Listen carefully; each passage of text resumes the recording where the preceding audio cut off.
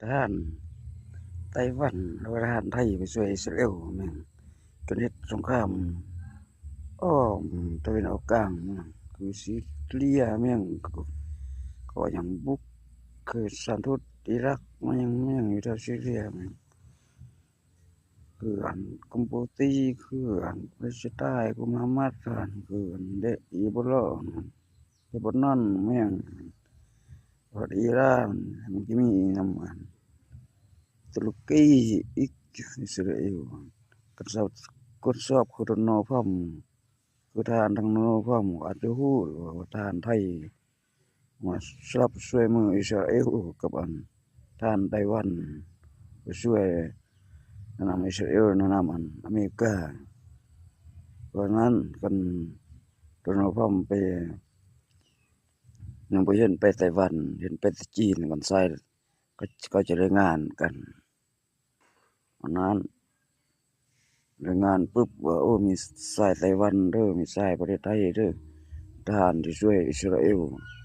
พวกเจ้าบ่ล้มง่างหั่นล่ะบ่หรือว่าอันก็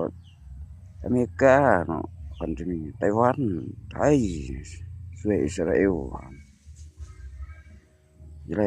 อะไรจากนั้นก็ใช้จะได้งานก็ใช้โดนัลด์ทรัมป์มาแล้วเจองานเขาฮู้งานอยู่จีนงานรัสเซียฮู้จับตาไว้วันนี้มันจะได้อะไรว่าคนงานไทยเป็นมันทหารแบบสายลับคือเขามาเฮ็ดเวียกอยู่ลาวหั่นน่ะคืออยู่แถวหงสาอยู่เขาบอกปีว่าแม่นได้รับนายพลมาเฮ็ดเวียกอยู่ลาวอยู่ภูไฟซาพาวเวอร์แม่งก็หลังจากนั้นก็ไปอันอิสราเอลหรือว่าซูดานแล้วซูดานเขาเปิดเผยซูดานนั้นเป็นทหารที่เขาเปิดเผยแบบ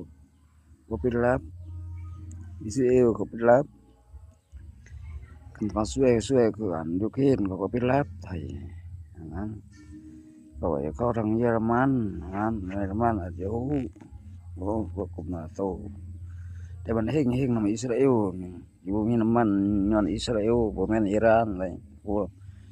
อิสราเอลมันบุกจนหมดอันนั้นเขาเฮ็ดปิดบัญชีนำอิสราเอลนี่ปิดบัญชีดำต้องปิดให้มันได้